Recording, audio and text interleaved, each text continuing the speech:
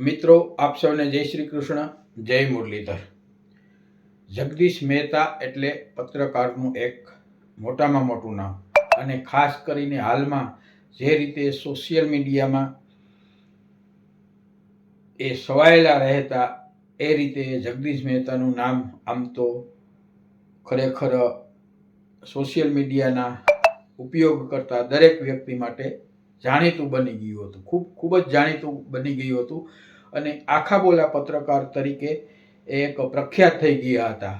સરકાર વિરુદ્ધ બોલે, ગમે તેની વિરુદ્ધ બોલે, અને એ પોતાની આખા બોલી ભાષામાં બોલતા, તળપદી ભાષામાં, લોકોને પણ મજા આવતી અને સારી સારી વાતો કરતા, ફિલોસોફીની વાતો કરતા, સત્યની વાતો કરતા। પણ એ જ જગદીશ મહેતા હવે જ્યારે ટૂંકમાં એ ફસાયા હોય એવું લાગે છે, કારણ કે એની એક જે વિડીયો ક્લિપ વાયરલ થઈ છે તેમાં તે પૈસાની લેતી દેતી, જમીનના સોદાની વાત કરે છે।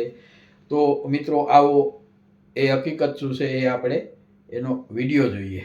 મિત્રો, આપ સૌને નમ્ર વિનંતી છે, આપણી આ આહિર દર્પણ ચેનલને તમે સબસ્ક્રાઈબ કરજો, વિડીયોને લાઈક કરજો, શેર કરજો અને કોમેન્ટ કરજો।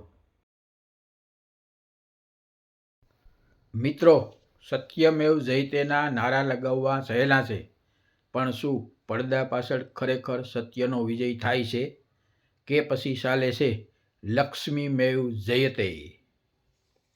આપ સૌ ઓળખો છો રાજકોટના આ જાણીતા પત્રકાર જગદીશ મહેતાને।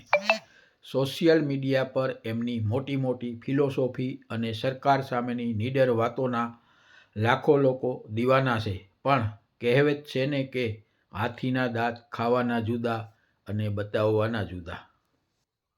હાલમાં જ સોશિયલ મીડિયામાં એક ઓડિયો ક્લિપ વાયરલ થઈ છે, જે કથિત રીતે જગદીશ મહેતાની હોવાનું કહેવાય છે। જરા આ સાંભળો। તમને 25 નહોતા આપ્યા, 25 લાખ રૂપિયા મારે લેવા દેવા નથી। મેં તો રામભાઈ પાસેથી લીધા હતા, અને ઈ શરતે તમે મને ડ્રાઇવિંગ સીટ ઉપર બેહાડો તો મેળ પડે। અનિરુદ્ધભાઈ ને કહો તમે એ રીતે ના, પછી તમે તમારી રીતે છૂટા થયા, પછી તમે નહોતું કીધું 25 લાખ અમે આપી દેશું, બીજા છાપામાં જાવ? ના, કોઈ હિસાબે જ નહીં ભાઈ। તમારી વાત ચોખ્ખી ગુજરાતીમાં થઈ હતી, તમે ડ્રાઇવિંગ સીટ ઉપર મને સાંભળ્યું તમે? જે વ્યક્તિ સમાજને નીતિમત્તા શીખવાડે છે તેમના નામે વાયરલ થયેલી આ ક્લિપમાં 25-50 લાખના વહીવટની અને જમીનના સોદાની વાતો થઈ રહી છે। સવાલ એ થાય છે કે શું આ એ જ વ્યક્તિ છે?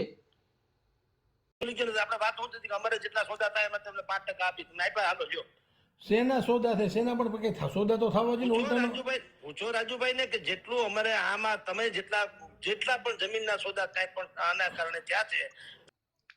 વાત ખાલી ઓડિયો પૂરતી સીમિત નથી, પણ સૌરાષ્ટ્ર હેડલાઇનના ટ્રેડમાર્ક અને લોગોને લઈને પોલીસ ફરિયાદો થઈ ચૂકી છે। ખંડણી અને ધાકધમકીના આક્ષેપો પણ લાગી ચૂક્યા છે। જો આ ઓડિયો સાચો હોય તો શું આપણે સોશિયલ મીડિયા પર દેખાતા આવા ચહેરાઓ પર આંધળો વિશ્વાસ કરવો જોઈએ? શું આ મુખ મેં રામ અને બગલ મેં સૂરી જેવો ઘાટ નથી? આ બાબતે તમારું શું માનવું છે? શું જગદીશ મહેતા સાચો છે કે પછી આ તેમનો અસલી ચહેરો છે? કોમેન્ટમાં તમારો અભિપ્રાય જરૂર જણાવજો।